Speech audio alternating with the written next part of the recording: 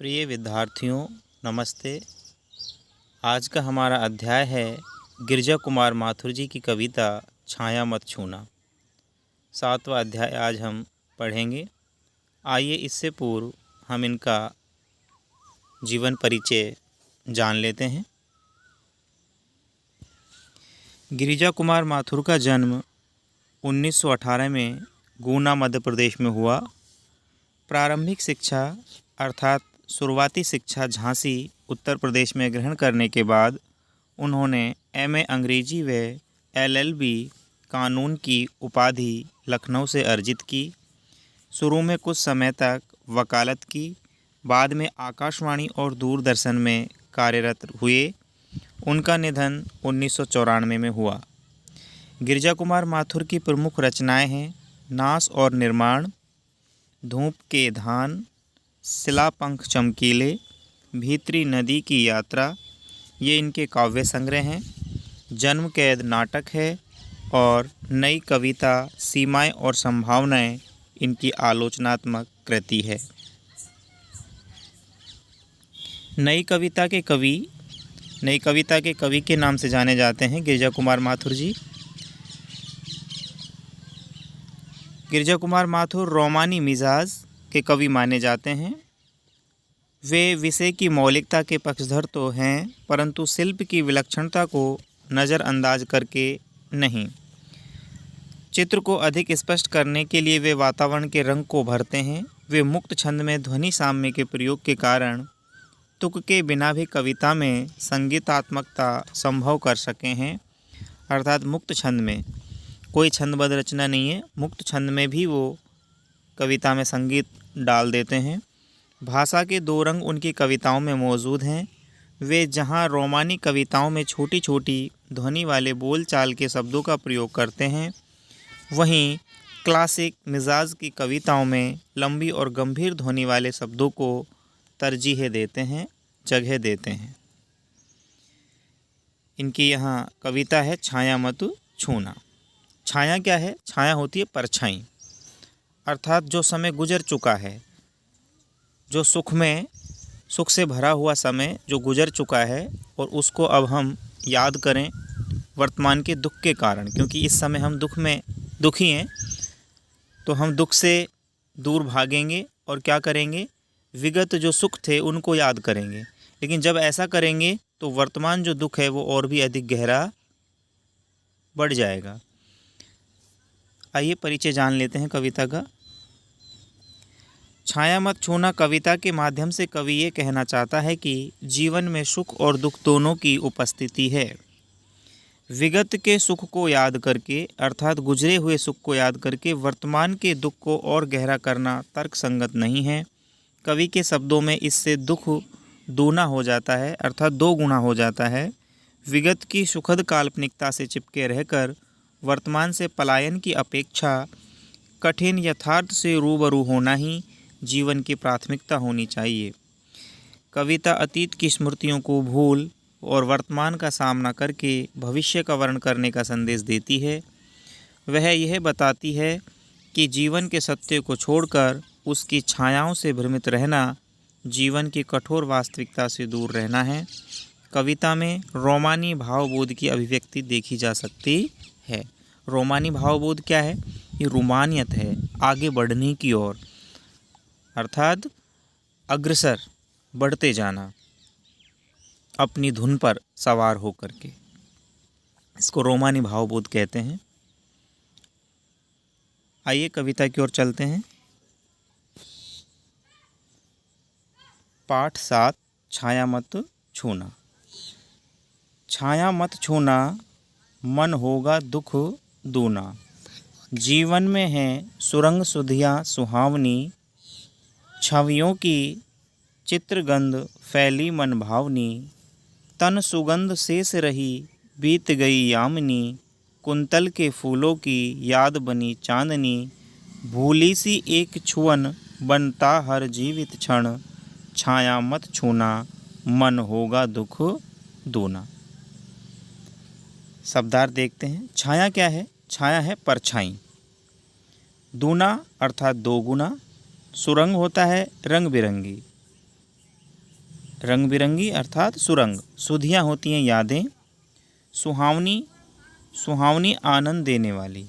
सुहावनी क्या है? आनंद देने वाली। छवि होती है चित्र। छवियों मतलब चित्रों।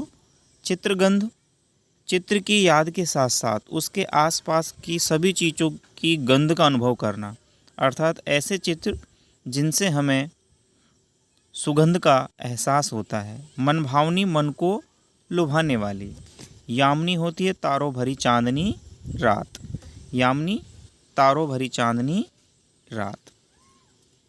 कुंतल, लंबे केश होते हैं। केश अर्थात बाल।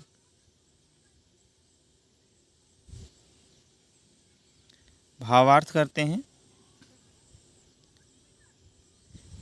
कवि कहते हैं कि अपने अतीत को याद कर, अतीत गुजरा हुआ समय, बीता हुआ समय, उसे याद कर किसी मनुष्य का भला नहीं होता, बल्कि मन और दुखी हो जाता है। हमारे जीवन में अनेक रंग बिरंगी यादों की सुहावनी बेला आती है, समय आता है, जिसके सहारे व्यक्ति अपना सारा जीवन बिता देना चाहता है। परंतु कवि कहते हैं कि अब वे क्षण बीत चुके हैं। सुख का जो समय है वो गुजर चुका है।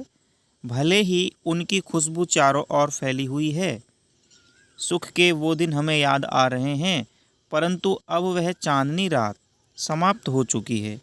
अब प्रिय की सुगंध ही मात्र शेष रह गई है। जो हमारा प्रिय है, प्रेमी है, उसकी मात्र सुगंध ही हमें शेष रह गई है। प्रिय के साथ जो क्षण बिताया है, बिताया हुआ जो समय है, वे सुंदर क्षण अब मात्र यादों में ही रह गए हैं।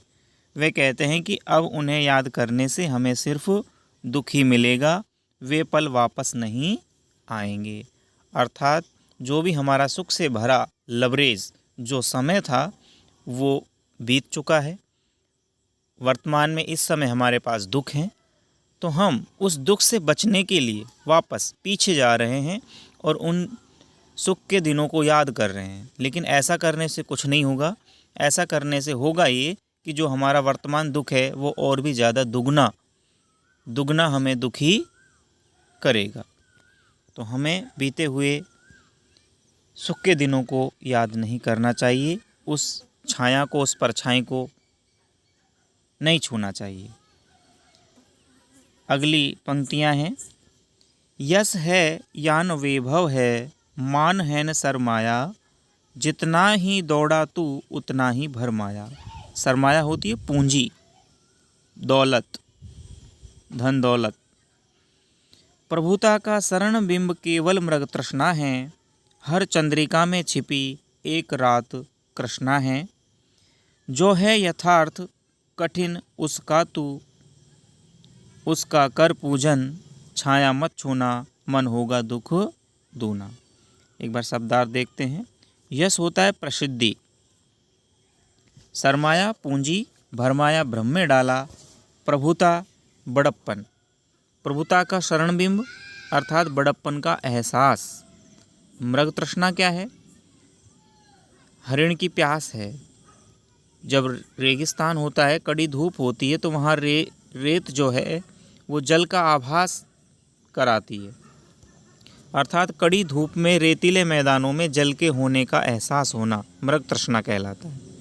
चंद्रिका चांदनी, कृष्णा काली और यथार्थ होता है सत्य। इन पंक्तियों का भाव हम लेते हैं। भावार्थ है, कवि कहते हैं मनुष्य सारी जिंदगी यश, धन दौलत, मान, ऐश्वर्य के पीछे भागते हुए बिता देता है, जो कि केवल एक भ्रम है, जो कि केवल एक भ्रम है।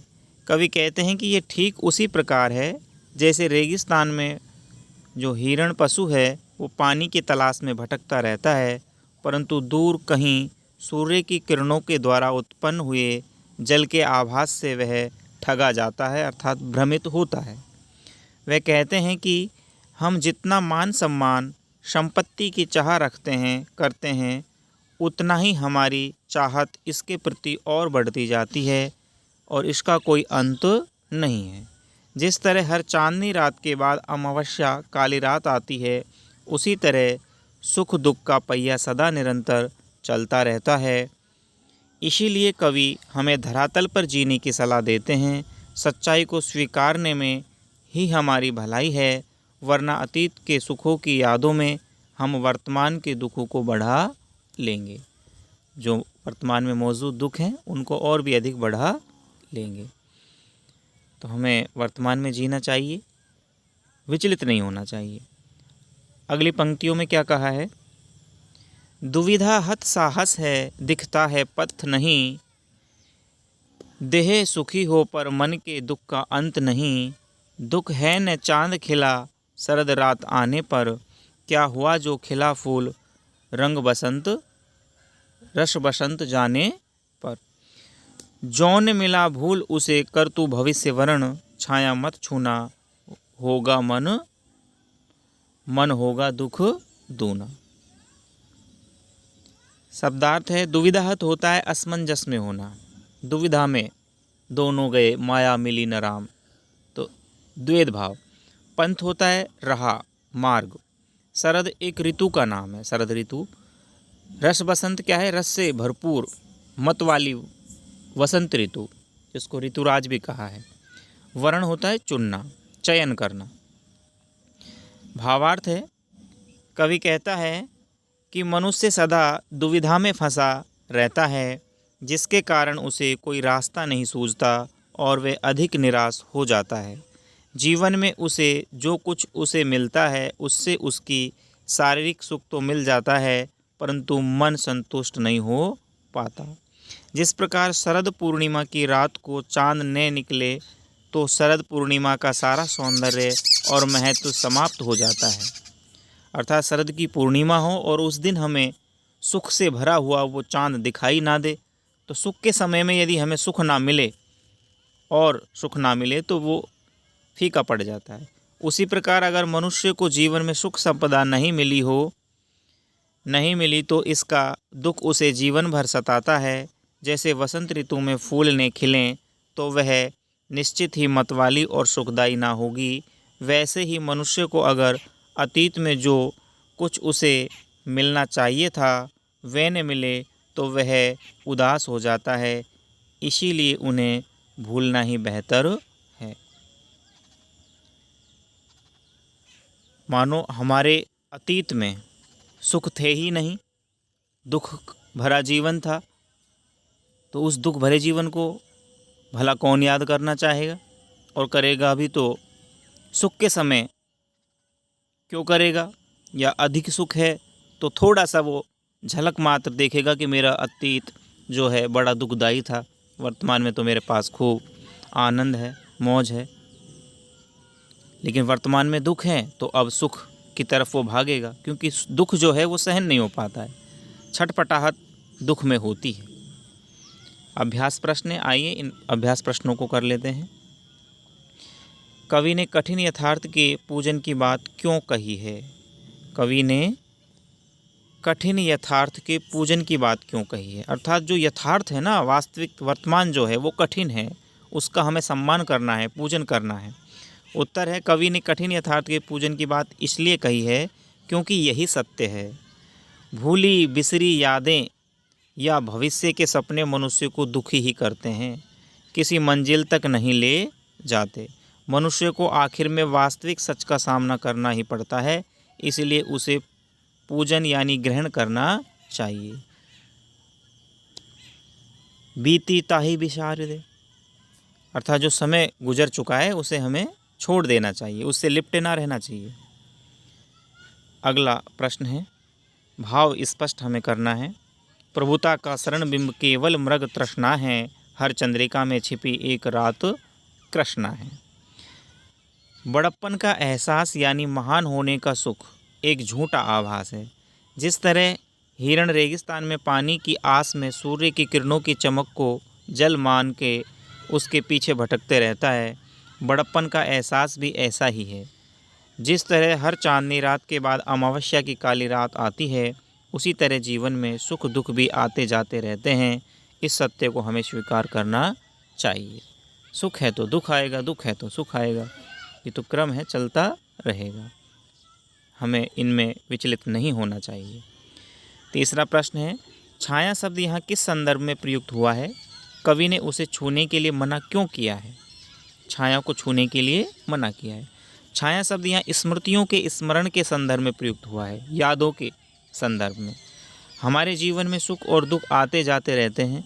वर्तमान के दुखी समय में पुराने समय के सुखद क्षणों को ज़्यादा करने से मन और भी दुखी हो जाता है। इसलिए हमें उन स्मृतियों को भुला करके वर्तमान की जो सच्चाई है उसे स्वीकार करना चाहिए। चौथा प्रश्न है, कविता में विशेषण के प्रयोग से शब्दों के अर्थ में विशेष प्रभाव पड़ता है। क्यों? क्योंकि विशेषण विशेषता बताता है, जैसे कठिन यथार्थ।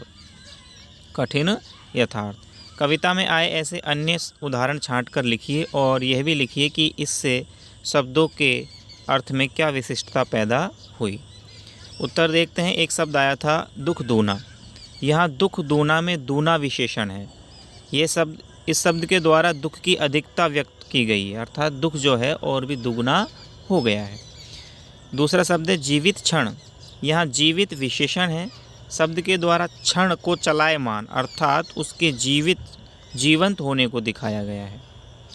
सुरंग सुधिया। यहाँ सुरंग विशेषण है। शब्द के द्वारा सुधि अर्थात यादों का सुरंग रंग बिरंगा होना दर्शाया गया है। चौथा जो शब्द है वो है एक रात कृष्णा। एक रात कृष्णा। यहाँ एक कृष्णा विशेषण है। शब्द के द्वारा रात की कालीमा अर्थात अंधकार को दर्शाया गया है। पांचवा शब्द है शरत रात अर्थात शरद विशेषण है। ये शब्द रात की रंगीनी और मोहकता को उजागर कर रहा है। रस बसंत। यहाँ रस जो है वो विशेषण है। ये शब्द बसंत को और भी अधिक रसीला, मनमोहक और मधुर बना रहा है।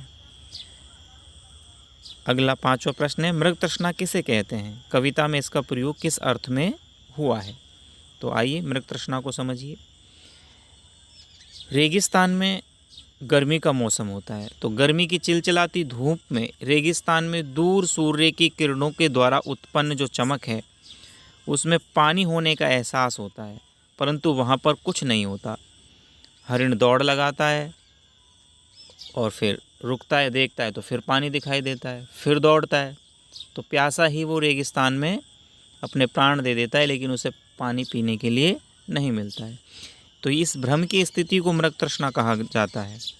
इसका प्रयोग कविता में बड़प्पन के एहसास के अर्थ में हुआ है। छठा प्रश्न है, बीती ताही बिशारी दे आगे की सुध ले। ये भाव कविता की किस पंक्ति में झलकता है? ये जो भाव है हमें इस पंक्ति में दिखाई देता है, क्या हुआ जो खिला फूल रस बसंत जाने पर, जो ने मिला भूल उसे कर तू भविष्य वरण। इन पंक्तियों में बीती ताही बिशारी दे आगे की शुद्ध ले अर्थात गई गई ने जान दे, रही रही ने राख, नहीं रही रही भी जाएगी गई गई के साथ। सातवां और अंतिम प्रश्न है, कविता में व्यक्त दुख के कारणों को स्पष्ट कीजिए। उत्तर है, छाया मत छूना कविता में कवि ने मानव की कामनाओं लालसाओं के पीछे भागने की प्रवृत्ति को दुखदायी माना है, क्योंकि इसमें क्या है, अतृप्ति के सिवाय कुछ नहीं मिलता, तृप्ति नहीं मिलती है इसमें। हम विगत स्मृतियों के सहारे नहीं जी सकते, हमें वर्तमान में जीना है और उन्हें छूकर याद करने से मन में दुख बढ़ जाता है। दुविधाग्रस्त मन स्थिति और समय के अनुकूल आचरण न करने से भी जीवन में दुख आ सकता है।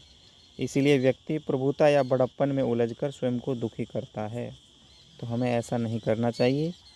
ये जो अध्याय हमारा यहाँ पूर्ण होता है। इसकी जो PDF फाइल है आपको वीडियो की डिस्क्रिप्शन में मिल जाएगी, वहाँ से आप इसे डाउनलोड कर लें और अच्छे से अध्ययन कर लें। धन्यवाद।